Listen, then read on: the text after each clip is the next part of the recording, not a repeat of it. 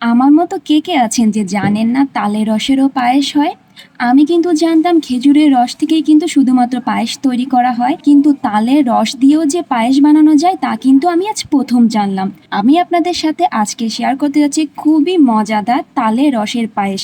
আশা করি আপনাদের কাছে অনেক ভালো লাগবে। তো চলুন কথা না বাড়িয়ে শুরু করা যাক আজকের রেসিপি। আমি এখানে নিয়েছি ২ লিটার তালের রস। তালের রসে যখন এক বলক চলে আসবে তখন আমি এর মধ্যে দিয়ে দেব এলাচ, দারচিনি আর তেজপাতা। আমি এখানে চিনি গুঁড়া চাল নিয়েছি 1/3 কাপ। আমি এটিকে সারা রাতের জন্য ভিজিয়ে রেখেছিলাম। ব্লেন্ডারে আধা ভাঙা করে আমি একটু ব্লেন্ড করে নিয়েছি। এখানে কিন্তু আপনারা যে কোনো টাইপের চাল ইউজ করতে পারেন, কিন্তু চিনি গুঁড়া চালটা ইউজ করলে এটির ঘ্রাণটা অনেক বেশি সুন্দর আসবে। এরপর লো আঁচে আমি চালগুলো একটু ফুটিয়ে নিচ্ছি। এরপর আমি এর মধ্যে দিয়ে দিলাম ১ কাপ নারকেল কোড়ানো। এটিকে আমি খুব ভালোভাবে ব্লেন্ডারে ব্লেন্ড করে শুধুমাত্র এই রসটা আমি এর ভিতরে দিয়ে দিচ্ছি।